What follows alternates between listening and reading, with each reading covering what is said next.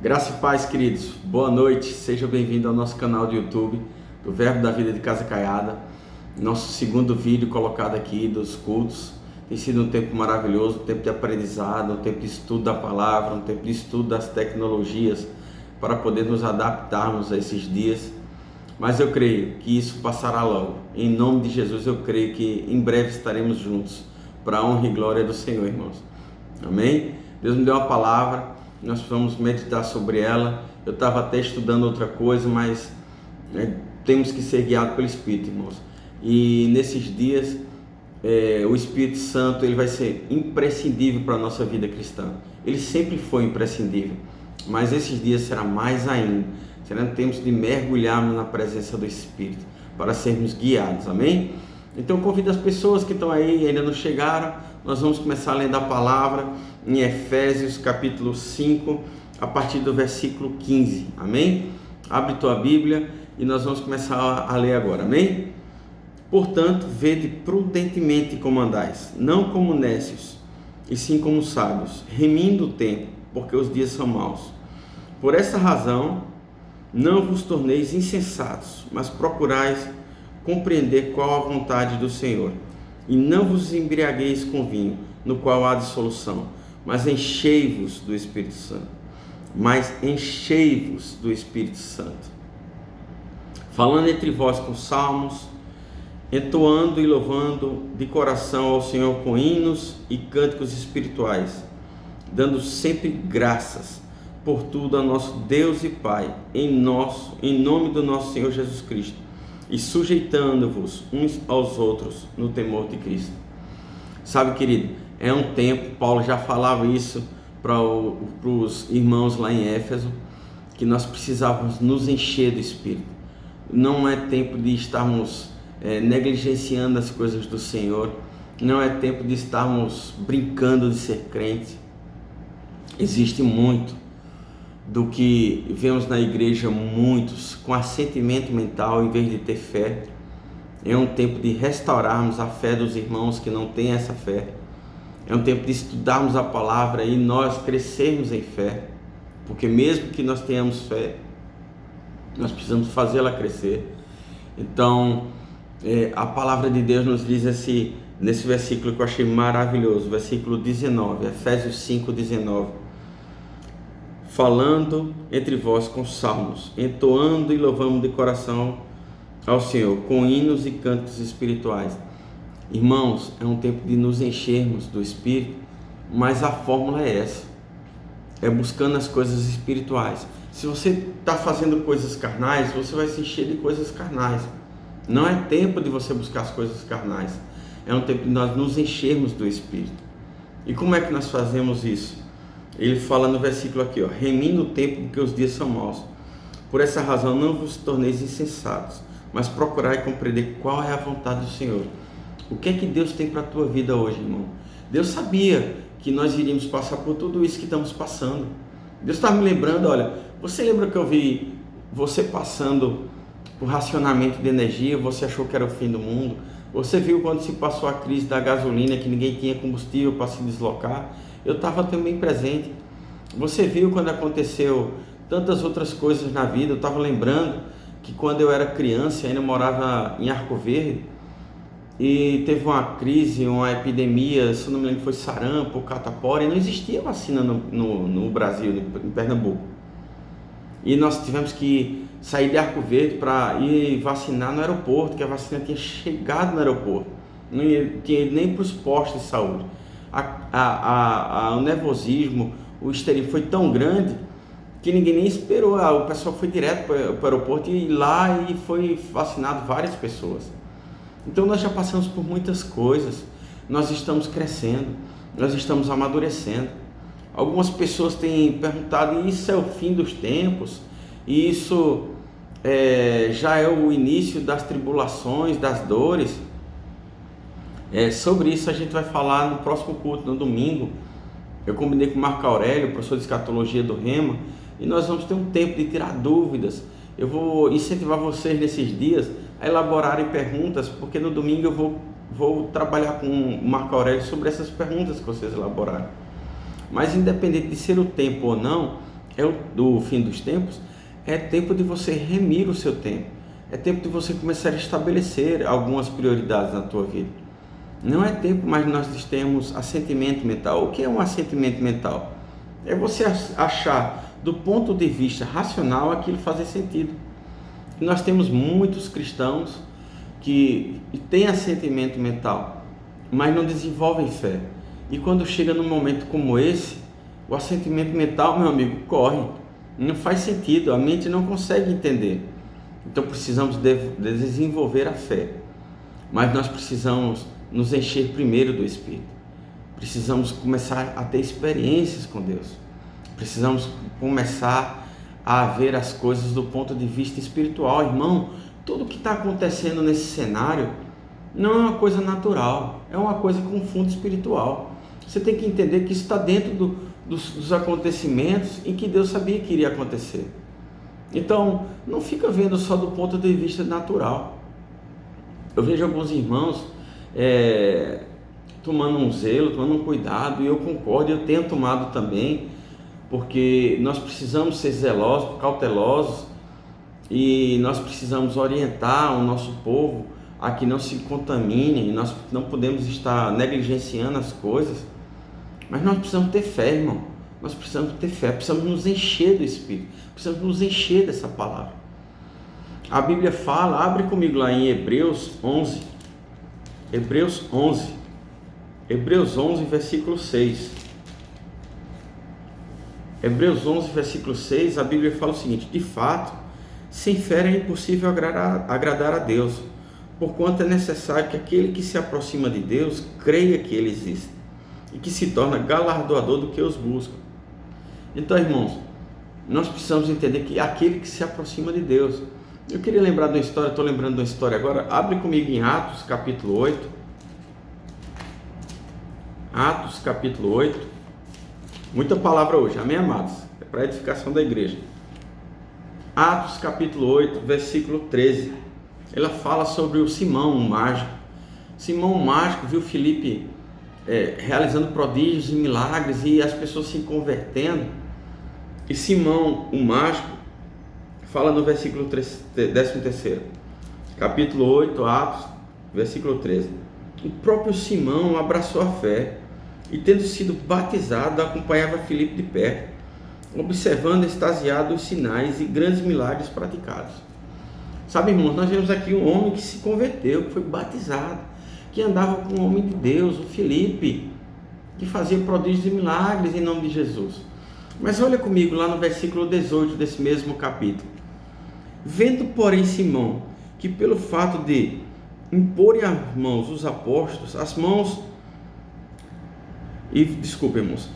vendo, porém, Simão, que pelo fato de imporem os apóstolos as mãos, era concedido o Espírito Santo, ofereceu-lhes dinheiro, propondo: concedei-me também a mim este poder, para que aquele que eu impuser as mãos receba o Espírito Santo. Veja um homem batizado, um homem que andava com Filipe, entendeu? Quando viu o João e o Pedro praticando o batismo no Espírito Santo nas pessoas, ele disse: não, eu quero comprar isso aí. Como é que eu compro isso aí? Não, irmão, como é que pode um homem batizado, crente, salvo? Aí o que é que a resposta dos apóstolos diz? O Pedro responde assim, no versículo 20. Pedro, porém, lhe respondeu: o teu dinheiro seja contigo para a perdição, pois julgaste adquirir por meio dele o dom de Deus. Não tens parte nem sorte nesse ministério, porque o teu coração não é reto diante de Deus. Arrepende-te, pois, da tua maldade, e roga ao Senhor, talvez te seja perdoado o intento do coração. Sabe, irmãos, quantas pessoas na igreja muitas vezes eu vejo querendo comprar unção, querendo adquirir as coisas de uma forma natural, até caírem na unção de forma natural para simularem que estão recebendo alguma coisa de Deus. Meninice, porque essas pessoas não desenvolveram a fé, as pessoas não desenvolveram um relacionamento com o Espírito Santo, e através desse desenvolvimento do relacionamento com o Espírito Santo, a fé cresceria. Muitas vezes nós vemos as pessoas nas igrejas vendo prodígios e milagres, e acha lindo, acha ótimo, acha maravilhoso, sente paz, até se batiza como o mágico, até anda com as pessoas, mas quando é espremido ele, quando as coisas acontecem na vida dele, ele não sai nada, porque não tem nada, só assentimento mental. Então nesses dias, irmãos, o Espírito Santo me incomoda para te chamar, para nós desenvolvermos a nossa fé.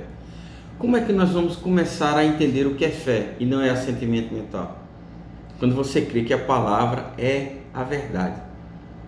Quando você coloca a verdade, que é a palavra, e um mais depois, já não está tão forte assim a tua fé. A Bíblia de Deus é a palavra de Deus para a nossa vida. Nós não podemos colocar mais, nós não podemos colocar não e se. Não, irmãos, a palavra de Deus é verdadeira, ela funciona, ela é eficaz. Porque se você não acredita em partes dela, você não está crendo em nada dela. Você não está crendo nem no Filho de Deus, em Jesus Cristo. É muito sério isso. É um tempo de nós crermos na palavra. É um tempo de nos aprimorarmos na palavra. É um tempo de você buscar se encontrar dentro da palavra. Como é bom, irmãos, como nós nos encontramos. Nós vemos coisas que estamos passando e nós encontramos respostas de Deus para a nossa vida aqui. Nós que somos do Verbo, temos aquele versículo maravilhoso, maravilhoso, Marcos 11. Abre comigo lá, Marcos 11. Marcos 11, irmãos, versículo 24. Marcos 11, 24. Marcos 11, 24. Por isso vos digo que tudo quanto em oração pedirdes, credes que recebestes, e será assim convosco. Tudo que você pedir em oração, irmãos, tudo que você pedir em oração, irmãos, a Bíblia nos garante. Agora muita gente só lê esse versículo. A Bíblia é uma continuidade de versículos, é uma continuidade, são cartas. Esse versículo aqui, ele é o 24, mas no 25 ele diz condições. Muitas vezes nós queremos ler os versículos que são promessas, mas não esquecemos de ler versículos que são as condições para receber as promessas.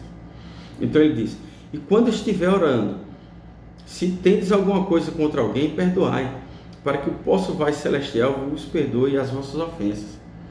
Então, irmãos, não é que a palavra não funciona, é porque você e eu precisamos praticar as condições que Deus estabelece para que as coisas aconteçam em nossa vida. Não é que a fé não funcione, é que a fé exige atitudes compatíveis com a palavra. Tempo, irmãos, que nós precisamos nos aperfeiçoar nela. Precisamos estar com essas palavras na ponta da língua, para quando as circunstâncias chegarem, irmãos, quando os vírus chegarem a bater na tua porta, você está aqui com a palavra na ponta da língua, e você está revestido do escudo que Paulo menciona no livro dele. Nós precisamos estar revestidos da armadura de Deus, para que quando essas coisas cheguem, nós sejamos mais que vencedores em Cristo. A Bíblia fala na carta de Coríntios, graças a Deus pelo seu Filho Jesus Cristo, que sempre nos conduz em triunfo. Jesus sempre vai nos conduzir em triunfo, irmãos. A palavra não mente, ela é verdadeira. Então hoje é um dia de você se encher de fé, como eu estou me enchendo. Nós precisamos entender, irmãos, as circunstâncias estão na nossa porta. E como eu estava pensando, primeiro foi uma questão de energia, depois foi uma questão de gasolina, depois foi outra questão, irmãos, de outras coisas que aconteceram, e agora com essa questão de atingindo. Então, irmãos, não te atemoriza, as coisas só vão piorar mesmo, irmãos. Do ponto de vista natural, do ponto de vista do mundo, as coisas vão piorar, porque as práticas que eles estão realizando, as coisas ilícitas que estão sendo praticadas, não glorificam a Deus. E todas essas coisas só atraem coisas ruins. Mas nós precisamos nos revestir e levar a verdadeira vacina para esse mundo aí fora. E a verdadeira vacina é: Cristo cura, Cristo liberta, Cristo transforma. Isso é que nós precisamos levar para as pessoas. E o espírito do medo faz paralisar a tua fé. Por isso que nós temos que nos revestir do Espírito Santo. Enchei-vos do Espírito Santo. Eu queria ler com vocês também uma exortação que Paulo faz na carta de Tessalonicenses. Vamos ler comigo lá, irmãos? A primeira carta de Tessalonicenses, no capítulo 5, ele diz, no versículo 13, são diversas orientações de Paulo para a igreja, no proceder, no agir, de como manter essa fé firme para que as coisas não acontecessem, porque desde aquela época, irmão, aconteciam coisas que o Satanás fazia para querer afastar a igreja do Senhor. Não é de hoje, isso não é notícia nova. O Satanás vem tentando tirar os irmãos da igreja há muito tempo. Há muito tempo que ele faz isso. Então vem lá no versículo 13. E que os tenhais com amor, em máxima consideração, por causa do trabalho que realizam. Eles estão falando das pessoas que exercem as lideranças da igreja, as lideranças dentro da igreja. E que tenhais com amor em máxima consideração, por causa do trabalho que realizam. Vivem em paz uns com os outros, irmãos. Às vezes eu vejo irmãos se degladiando dentro do grupo, por conta que eu acho que eu devo fazer isso e que acho que o irmão não deve fazer aquilo. Irmãos saindo do grupo da igreja, num momento difícil, no momento que nós temos que estar unidos, irmãos. Nós estamos nos separando, porque eu não concordo com o que fulaninho faz. Amém, irmãos? Vamos orar, vamos respeitar as opiniões, vamos ter cuidado. É um tempo de estarmos juntos. O que nos une tem que ser maior do que o que nos separa. Se a tua ideia é diferente da do irmão, te separa, é porque o que te une é menor. O amor que você tem que ter por essa pessoa, o amor que nós temos que ter por essas pessoas, irmãos. Será que Cristo vai deixar de amar ela porque ela está com a ideia errada das coisas? Eu não condeno quem quer estar em casa. Eu estou em casa. Eu não condeno quem está querendo se reunir. Eu acho que Deus opera das duas formas, irmãos. Em determinado momento, Paulo tinha uma ideia e Barnabé tinha outra. Nem por isso eles deixaram de se falar, irmão. Barnabé foi para um caminho e Paulo foi para o outro. Mas na frente, Paulo chama o motivo da contenda, que era Marcos, para estar andando com ele. Não quer dizer que a gente tenha opiniões diferentes, que nós não podemos estar unidos. Mas quando nós não nos enchemos do Espírito, nós começamos as dissensões dentro da igreja a tomarem mais força. Eu não estou preocupado, irmão, se as pessoas estão dentro do WhatsApp ou se estão fora. Eu estou preocupado verdadeiramente se as pessoas estão ligadas com Cristo. Essa é a minha grande luta dia a dia, para que você não esmoreça a tua fé, para que você não enfraqueça o Espírito Santo. Sabe, irmão, nesse mesmo capítulo, eu vou ler com vocês, 1 Tessalonicenses 5, no versículo 19, ele diz uma coisa muito séria: não apagueis o Espírito Santo. Aqui é o Espírito, ele não fala Espírito Santo, mas o Espírito aqui é com letra maiúscula, é o Espírito Santo. Não apagueis o Espírito. As notícias desse mundo, as mazelas que o mundo vem, os afazeres do dia a dia, os cuidados com as coisas naturais, aos poucos vão apagando o Espírito Santo. Aos poucos vão nos fazendo minar a nossa fé. Então é um tempo, irmão, de reinventarmos formas de nos enchermos, de joelho no chão, fazendo vigílias. Já pensou, irmãos, nós passarmos uma noite, às vezes 4, 5 pessoas no WhatsApp, orando junto? Eu vi um grupo de pessoas, eu acho que foi o Ricardo, com a Dilma, o Estevão, mais algumas pessoas, o Glauber também eu acho que estava, e estavam juntos orando, fazendo uma oração em conjunto no WhatsApp. Que coisa boa, irmão, que maravilha, é isso que temos que fazer. Que tal você hoje procurar aquela pessoa que você não tem muito contato, que você não concorda muito com essas pessoas, fazer uma chamada no WhatsApp com vídeo, e chamar o irmão para orar, e chamar o irmão para estar junto, para abençoar a vida dele, para declarar coisas sobre a família e sobre os negócios dele, sobre o emprego dele. Sabe, irmãos, os cenários que têm se criado no mundo são temerosos. São temerosos. Você vê especialistas falando uma coisa, você vê médicos falando outra coisa, você vê o próprio presidente falando outras coisas. Mas o que me fixa, o que me faz ficar firme, é que não são essas coisas que ficam em mim. O que fica em mim são as promessas de Deus. E vem a palavra de Deus dentro de mim e diz que eu tenho que ser como os montes de Sião, que não vão se abalar, mas que vai permanecer para sempre. Sabe? Os que confiam no Senhor são como os montes de Sião, que não se abalam, mas permanecem para sempre. Nós não podemos deixar nossa fé abalar. Nós não podemos apagar o Espírito Santo. É um tempo de acender, inclusive, daquelas pessoas que estão afastadas do Evangelho, irmão. Nós temos que reinventar reinventar a forma de evangelizar. Eu desafio os evangelistas de plantão, que você descubra novas formas. Eu não te critico, irmão. Se te der a direção de evangelizar em praça, vai, irmão. Vá, seja guiado pelo Espírito, mas não seja menino. Existe um livro muito interessante, é Fé, Tolice e Presunção. Seja guiado pelo Espírito. Não seja tolo, não seja presunçoso, mas seja guiado pelo Espírito. Seja guiado pelo Espírito. Não vá dar vazão à tua carne para demonstrar certas coisas de fé. Eu lembro de uma história de um irmãozinho em que se chamava Daniel, novo convertido, e tinha uma grande fé e achava que as coisas aconteciam com ele, e disse: eu vou desafiar vocês, eu vou entrar no jardim zoológico e vou entrar na cova do leão. Eu vou mostrar a você que Deus é comigo e vou entrar na cova do leão. Ele entrou na cova do leão e o leão matou ele. Aí você me diz: mas e Deus, onde é que estava? Irmão, nós temos que ser guiados pelo Espírito. Nós não podemos usar de presunção para estar falando as coisas de Deus. Nós temos que ser guiados pelo Espírito. A Bíblia nos fala que o Espírito nos leva a toda a verdade. Ele nos guia a toda a verdade. E as coisas de Deus não nos causam dano. Pelo contrário, eles nos causam crescimento, alegria, paz no Espírito. Então, aprenda a ser guiado pelo Espírito. Aprenda a desenvolver essa relação com Deus. Sabe, irmãos, momentos difíceis da minha vida.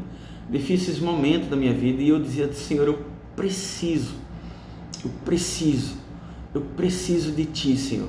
Dá uma resposta, dá um sinal que eu estou no caminho certo. Dá um sinal que eu não estou perdido, nem estou louco. Eu estou fazendo as coisas que Te alegram, as coisas que Te fazem como Senhor na minha vida. E eu recebi muitas vezes, irmãos, muitas vezes. Eu recebi através de palavras no rádio, eu falando com Deus, e Deus me respondeu através de uma pessoa que estava ministrando no rádio. Eu falei com pessoas, Deus usou pessoas que estavam atravessando a rua e disse: ei, varão, e me deu uma palavra de Deus para mim, respondendo o que eu estava falando com Deus. Começa a desenvolver isso com Deus, começa a pedir a Deus respostas. Resposta não para Mega Sena, nem coisas absurdas, porque isso é tolice, mas para as coisas do Espírito, para Ele testificar e Ele fazer a tua fé crescer, irmãos. Como é bom, irmãos, como é bom você saber que está no caminho certo, que você está sendo guiado a toda a verdade. E eu declaro, irmãos, eu tenho fé nisso. As pessoas, depois de que passar toda essa tribulação, as pessoas vão ver esse vídeo, mas bem que o Senhor falava, vai ser o maior crescimento da igreja no Brasil e no mundo. Não só da igreja de Cascaiada não, irmão. Na igreja de Cascaiada vai ser um grande crescimento também, mas vai ser no mundo. Essa palavra, eita, que eu sinto o poder de Deus. Sente o poder de Deus nessa vida agora, irmão, nessa palavra.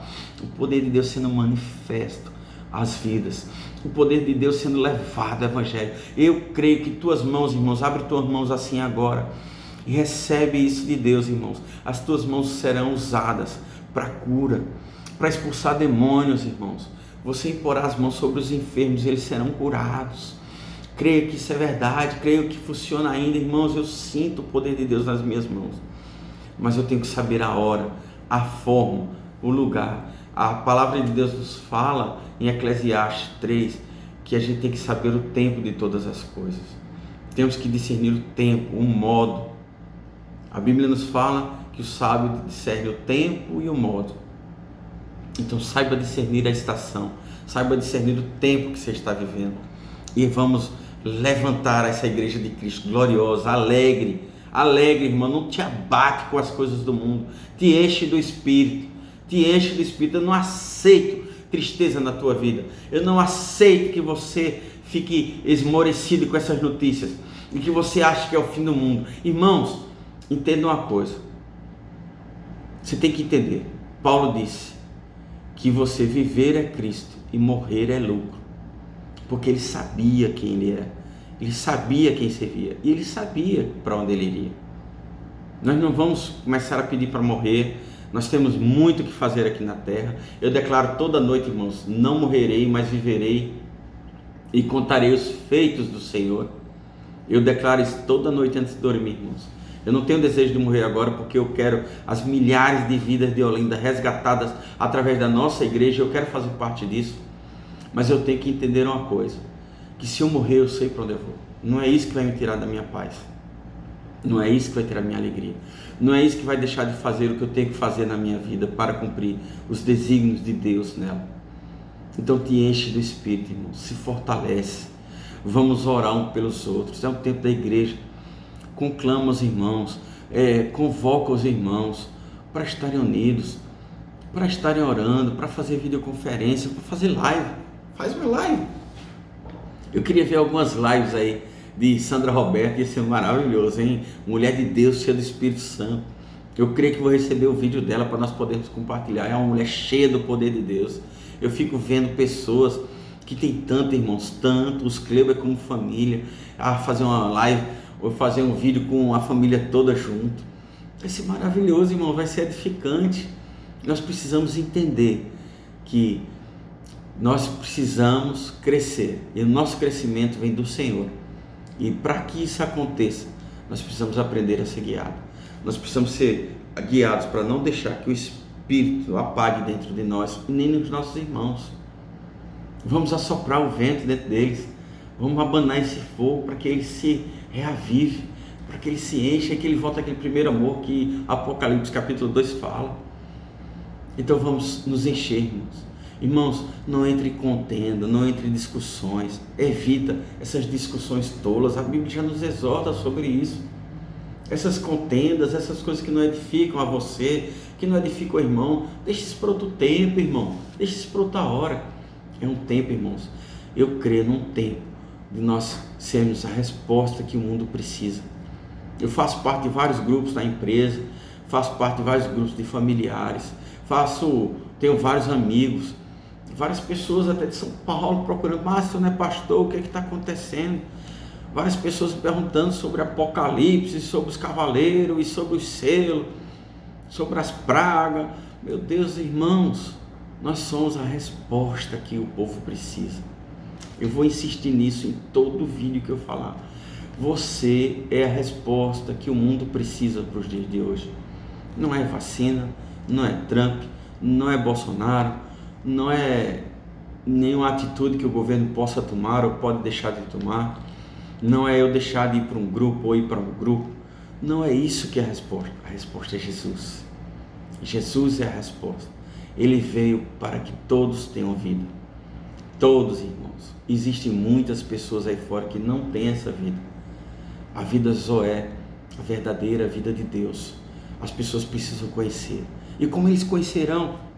Como eles conhecerão? Isaías já falava.